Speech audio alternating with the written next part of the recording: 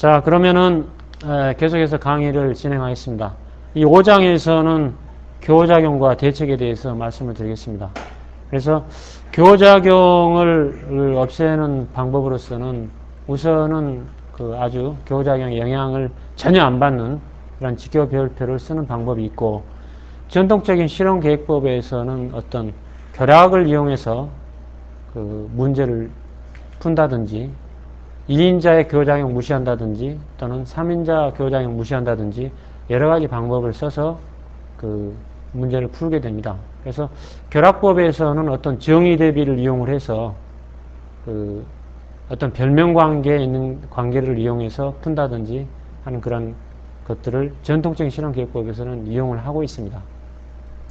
자, 그래서 이제 교호작용은 뭐냐? 이걸 교호작용을 알게 되면은 상당히 그저 심각하고 해로운 작용들을 피하는 데 많은 도움이 됩니다. 자, 그러면은 저희들이 SNB를 이용해서 그 최적 조건을 선택을 했는데 확인 실험에서 재현이 안 되더라 이거죠. 자, 왜 그럴까? 원인은 여러 가지가 있겠죠. 세 가지가 있습니다. 재인자든 간에 강한 교작용이 있다. 또는 노이즈 인자들의 영향이 굉장히 강하다.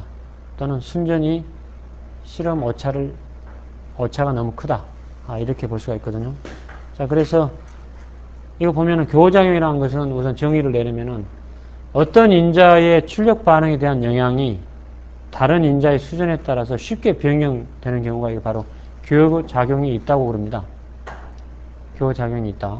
자, 그래서 제가 이 강의를 하면서 항상 약간 좀 농담 섞어서 하는 말이 부창부수다 하면은 어떻습니까? 남편 가는데 부인이 따라온다. 이게 바로 교작용이 없는 겁니다. 그죠? 그래서 남편은 열심히 직장 가서 일을 하려고 그러는데 부인은 캬바레다, 고스톱이다 하게 되면 부부 생활에 교작용이 있겠습니까? 없겠습니까? 교작용이 있게 되는 거죠. 그럼 결과는 뻔한 거죠. 그죠? 3000%로 빠진다 이거죠. 그래서 안 되겠습니다. 그래서 가정생활에도 교작용이 있듯이 인자 간에도 교작용이 있다 이 말입니다. 자, 그래서 그럼 그 예를 한번 들어보죠. 그래서 인자의 수준을 어떻게 잡느냐에 따라서 굉장히 달라져요. 교작용이 생기기도 하고 안 생기기도 한다 이 말입니다. 그래서 이런 접착 공정의 예를 들어보면 접착 공정의 출력 반응치는 접착 강도가 되겠습니다. 자, 그랬을 때 이때 이제 재현자들을 보게 되면 A를 어떤 첨가제의 양이다. 소량 또는 다량으로 쓰고 B는 공정 온도로 해서 저온과 고온으로 썼습니다. 그랬을 때 이것들의 실험 결과를 따져보게 되면 이게 굉장히 바뀐다 이거죠. 교작용이 생기는 조건도 생기고 안 생기는 조건도 생기게 됩니다. 자, 그러면은 A 인자는 이와 같이 변하고 B 인자는 이와 같이 변했습니다. 자, 그러면은 각각의 인자에서 최적 조건을 고르려면 A2하고 B1을 골라야 되겠죠. 자, 그래서 배웠다시피 A2, B1에서의 출력 반응의 추정치를 구하니까 약 470 정도가 나왔습니다. 470. 출력 반응이 470이 나왔습니다. 자, 그래서 저와 같이 나왔는데 우리가 여러 가지 상황을 변화를 시켜보면 상황에 따라서 이게 교작용이 생기기도 하고 안 생기기도 하고 그래요. 상황 1은 교작용은 생겼습니다. 일단 교작용은 생겼지만 약한 교작용이죠. 이건 완전하게 평행하게 가면은 교작용이 없는 겁니다만은 약간 나중에 하게 되면 만나게 되겠죠. 그래서 이런 것보다 약한 교작용이 있다. 그렇게 보는 겁니다. 약한 교작용이 있지만 이 어떤 범위를 설정을 해주면 충분하게 쓸 수는 있습니다. 그러겠죠. 어떤 범위 설정을 해주면 이런 약한 교작용이 있더라도 쓸 수 있다 이거죠. 자, 그 다음 상황 2를 한번 보게 되면 상황 2는 완벽하게 이건 교작용이 없는 거죠. 근데 앞에하고 평균치는 똑같다 이거죠. 이 앞부분의 상황 1하고 평균치는 똑같죠. 하지만 상황 2는 교작용이 전혀 없다 이거죠. 조건에 따라서. 자, 그러면 상황 3은 어떠냐? 상황 3은 똑같은 평균치지만 조건에 따라서 이건 교작용이 심하죠. 교작용이 심하다는 것은 최적 조건을 고르지 못한다는 겁니다. 자, 그러면 상황 4는 어떻습니까? 상황 4는 이것도 교작용이 심하죠. 평균치는 똑같습니다. 자, 그래서 저희들이 여기서 최적 조건을 고를 수 있는 것은 상황 1, 2만 가능합니다. 상황 3, 4는 최적 조건을 선정할 수가 없어요. 여기에서 상황 3, 4를 억지로 집어넣는 것은 이제 시장에 나가가지고 불량품을 양산해서 내보낸다는 그런 결론밖에 안 됩니다. 저희들 최적 조건 고르는 것은 상황 1, 2밖에 안 되는데 상황 1도 어떤 가정된 범위 안에서만 쓸 수 있다 이겁니다. 상황 1은. 그래서 제일 좋은 것은 상황 2죠. 상황 2의 최적 조건을 고를 수 있다 이거죠. 자, 그래서 여러 번 말씀드렸다시피 이 라버스트 디자인은 저인자하고 저인자 간의 교작용을 중요시하는 건 아닙니다. 저인자하고 노이즈 인자 간의 교작용을 중요시해요. 그렇기 때문에 개발 스피드가 굉장히 빠른 거예요. 자, 예를 들어서 인자 A가 저인자고 인자 N은 노이즈 인자다. 자, 실험 결과가 이렇게 나왔습니다. 이 장표처럼. 자, 그러면 이것은 저인자 A하고 노이즈 인자 간의 저인자가 심하다 이겁니다. 반면에 약한 교작용을 가지고 있죠. 우측 그림은 A인자와 노이즈 인자가 약한 교작용을 했기 때문에 어떤 범위를 설정을 해주면 쓸 수 있어요. 자, 저인자의 교작용을 보면 우선 종래의 실험계획법은 뭐냐? 교작용을 취급함에 있어서 우선 이것의 존재를 인정을 하는 것이었어요. 인자 배치라면 무조건 교작용이 있다. 그렇게 생각하는 거있죠. 반면에 교작용을 최소화할 수가 있다 하는 게 바로 라버스트 디자인의 기본 사상입니다. 생각입니다. 근데 만약에 교작용을 있다 그러면은 실험 규모가 일단 커져요. 엄청 커지게 됩니다. 커지게 되죠. 자, 저번에 말씀드렸다시피 L8 직교표가 어떻게 되냐면 A, B를 배치를 시키면 반드시 교작용이 생기기 때문에 교작용을 생각을 해줘야 되죠. C인자를 배치를 시키면 A하고 C의 교작용, B하고 C의 교작용, 그 다음에 3차 교작용 있는데 3차 교작용은 되게 무시하죠. 이렇게 배치가 되기 때문에 더 이상 배치를 시킬 수가 없어요. 인자를. 자, 보게 되면은 왜 정보가 적게 나오느냐. 주요가 인자가 3개밖에 배치가 안 된다 이겁니다. 이게 주요가 인자가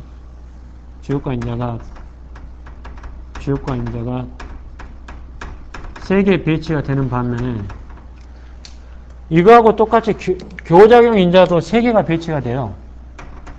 교작용 인자도 3개가 배치가 되기 때문에 정보가 그렇게 많이 안 나온다 이거죠.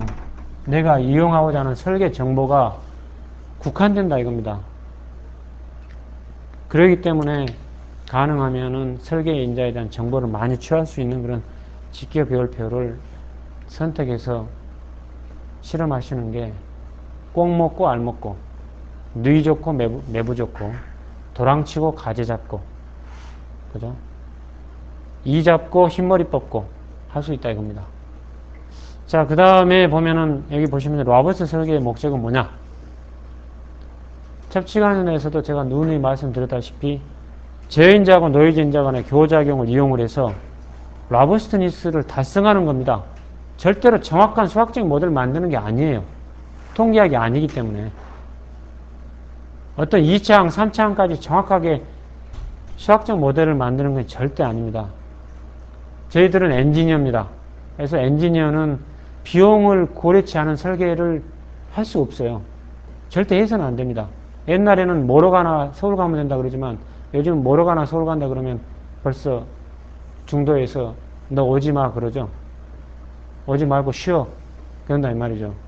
그래서 그런 것들을 비용을 항상 생각을 해야 되고 엔지니어는 자연 현상에만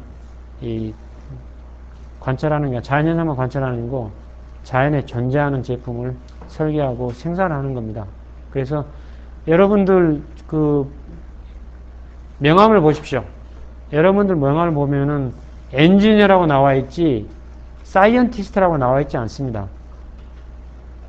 사이언티스트는 자연현상만을 관찰하고 세상에서 유일무이한 그런 코스모스적인 그런 현상을 연구하는 사람이 사이언티스트예요. 예를 들면 아인슈타인, 그죠? 뉴턴, 그 사람들 엔지니어입니까? 그 사람들은 사이언티스트라 해도 과학자죠.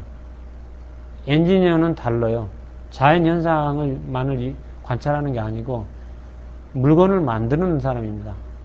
그죠? 전혀 좀 입장이 좀 다르죠.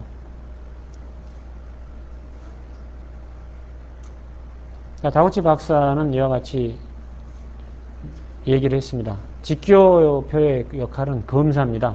즉 하부에서의 재현성이 없는 것들을 직교표를 이용함으로써 확인하고 검증할 수가 있다 이거죠. 다음에 교작용을 잘 이용해라 이겁니다. 잘 이용을 하고 그래야만이 좋은 기술을 개발할 수가 있습니다. 또한 확인 실험을 통해서 추정한 결과를 입증하는 게 이 로바트 설계의 검증 장치라고 볼 수 있습니다. 그래서 확인 실험이 없는 것은 인정을 하지 않아요. 반드시 확인 실험을 통해서 이 검증을 해 주시기 바랍니다.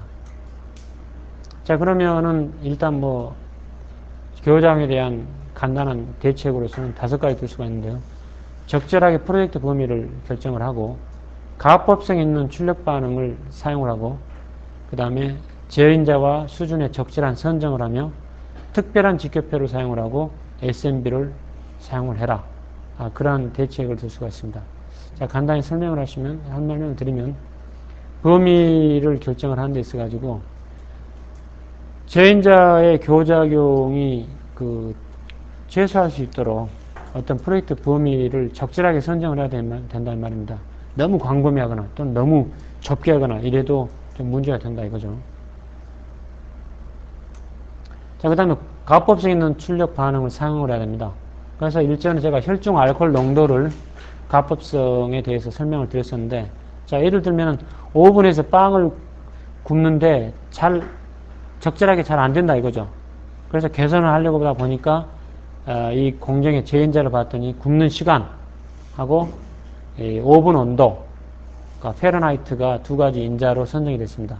자, 그것들을 해봤더니 수일로 따져봤더니 상당히 교장이 많이 나오더라고요. 그죠? 안 돼요. 최종적으로 고를 수가 없어요. 자, 그러면은 뭘로 해볼까? 한번 봤더니 빵의 색깔로 봤더니 잘 보이더라 이거죠. 이게 잘 나오더라 이거죠. 빵이 불량 없이 잘 나오더라 이거죠. 그래서 이러한 가법성이 있는 Y가 뭐냐 하는 것을 본다 이거죠. 색깔로라도 이런데 관능평가를 하는 거죠. 예를 들어서 관능평가 많이 이용합니다. 제철소에서 이게 적정한 온도에 도달했는지 안 했는지는 20-30년 근무했던 그 기장들의 눈으로 봐서 불꽃 온도로 봐서 그만 이렇게 명령을 내리죠. 이제 됐어 하면 제일 좋은 철을 얻는다는 말입니다. 이건 전부 다 관능평가하고 관련이 있거든요. 그래서 이런 관능평가와 관련된 가합성 있는 출력치도 많이 이용하게 됩니다. 그래서 일단은 가합성이 있는 그런 출력 반응치를 이용을 한다. 굉장히 중요한 겁니다. 다음에 제어인자와 수준의 적절한 선정을 해야 된다. 내가 제어인자하고 수준을 일단 골라냈지만 적절하게 선정이 안 됐다면 오히려 교작용을 조장하는 결과가 될 수가 있어요. 특히 화학 공정에서는 그렇습니다. 어떤 고물을 생산한다든지 이런 이 화학 공정이 좀 된 것들은 이런 것들이 굉장히 많아요.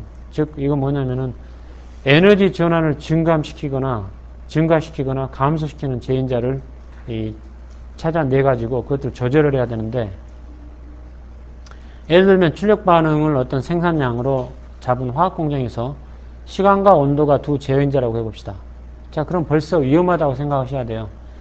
이 화학 공정은 이걸 잘못 조절하면 교작용을 키워가지고 폭발하게 됩니다. 에너지 과다로 해서.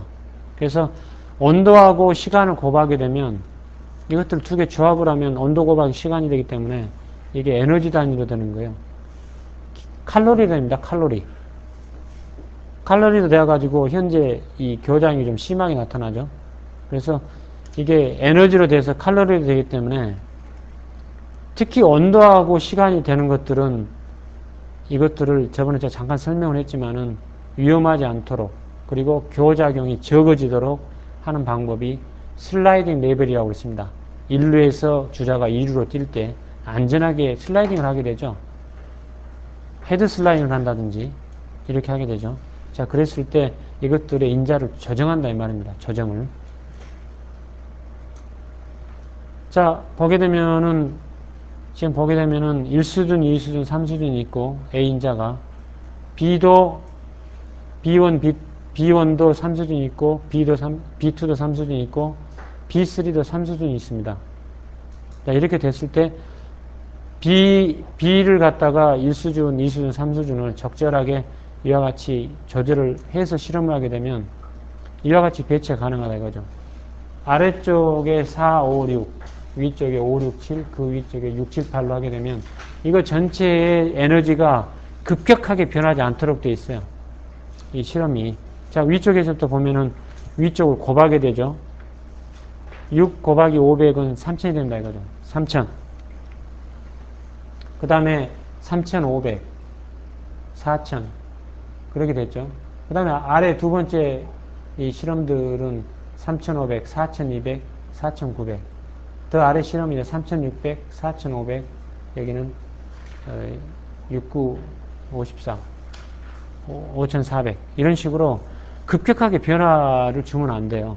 갑자기 예를 들어서 1000칼로리로 시험을 하는데 갑자기 그 3배 막 이렇게 2배, 3배 되는 에너지를 가해서 테스트를 하게 되면 교작용을 조장하게 하면서 굉장히 걔가 화학공정 같은 경우는 폭발 위험이 생기게 됩니다. 그래서 좀 더 안전하게 하기 위해서 일단 슬라이딩 레벨법을 잘 이용을 해야 됩니다. 그래서 슬라이딩 레벨법을 이용을 하는 경우도 있다. 그렇게 보시고 정의 헬리콥터 얘도 보게 되면은 정의 헬리콥터 기능이 보면은 그 어떤 낙하 높이를 어떤 신호인자로 줬습니다. 이 아주 높은 데서 떨어뜨릴 때 또는 중간에서 떨어뜨릴 때 회전 비행 시간, 즉 오래 공중에 머물러 있는 시간이 이 좌우가 되도록 돼야 된다 이거죠. 자, 그랬을 때 날개 길이하고 날개 폭을 잡아서 하는 것보다는 이 날개가 직각형이라 이거죠. 직사각형이라 이거죠. 그래서 날개가 직사각형이라면은 이것을 이 길이하고 폭의 B로 바꾼다 이거죠.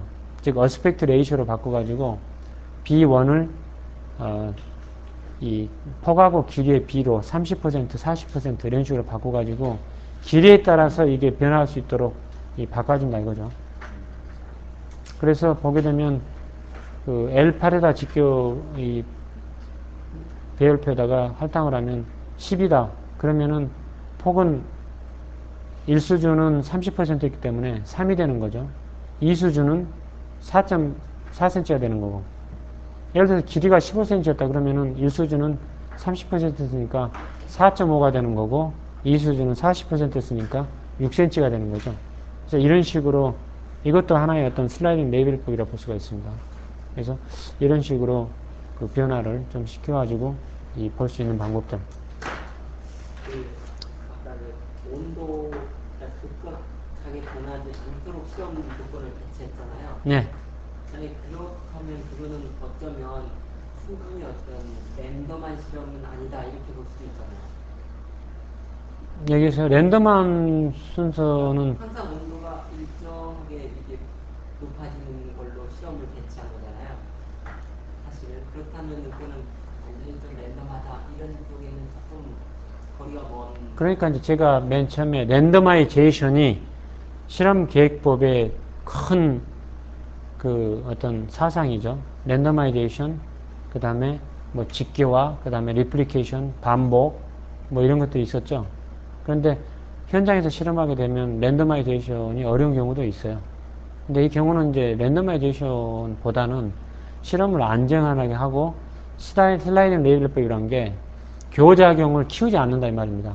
그래서 지금 현재 이 대책은 뭐냐면 지금 현재 제가 이 장에서 하는 그건 뭐냐면 교작용이 생길 수 있는 여지를 줄여주겠다 이거죠. 교작용을 가능하면 저장하지 않고 그 다음에 안전하게 할 수 있는 실험 방법이 슬라이딩 레벨이 있다.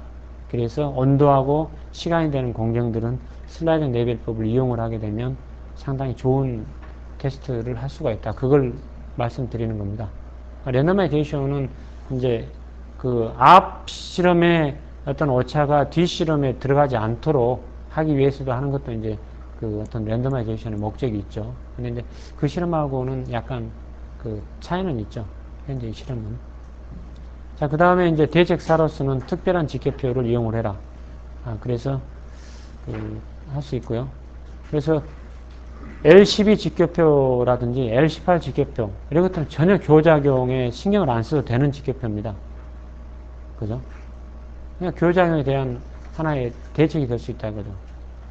자, 우리 임 과장님이 돌아가셔가지고 어떤 방금 전에 가스켓이라든지 뭐 어떤 여러 가지 또 사출 실험을 하시겠다. 그러면 전 처음에 L12 실험을 하시라고 하고 싶어요. 왜? 교작용 우선 없도록 해가지고 성공을 시킨 다음에 성과를 빨리 내야 되기 때문에 그런 것들을 하셔야 된다 이거죠. 사출 성형은 워낙 인자가 많이 나옵니다. 인자가 굉장히 많이 나와요. 그래서 L12를 저는 L12를 썼었어요. 그 아까쯤에 이제 그저 우리 임현님 가지고 계신 것은 보니까 인자 5개인가 썼더라고요. 5개 썼었는데 저는 이제 인자는 11개까지를 써봤죠. 11개 써서 한 번 실험으로 해서 그분들이 원하는 레벨에 도달해 버렸어요. 그 때문에 2번 실험은 안 했죠. 그랬을 때 망목 특성을 썼어요. 망목 특성. 자, 이건 나중에 제가 또 원하시는 그 분들에게 PDF 파일로 보내드리겠습니다. 그 이메일을 먼저 고쳐주시기 바라고요. 자, 그 다음에 이제 대책 5는 SMB를 사용하는 겁니다. 그래서 SMB는 유해 에너지분의 유효 에너지다. 그렇게 해서 SMB를 가능하시면 사용하는 게 좋습니다. 왜? 저번에 제가 퍼센테이지를 가지고 차이가 얼마만큼 있었다는 그걸 설명을 드렸죠. 3%라고 해도 똑같은 3% 분량률을 줄이는 게 되지만 50에서 47로 변하는 거하고 5에서 2로 변하는 것은 상당히 차이가 있었죠. 같은 3%를 줄인다는 거지만 훨씬 어려웠다 이거죠. 그래서 SMB를 써서 평가를 하는 게 좋다. 그렇게 볼 수가 있습니다. 자, 그럼 계속해서 또 다음 장 강의를 진행을 하도록 하겠습니다. 이거 녹화를 하니까 금방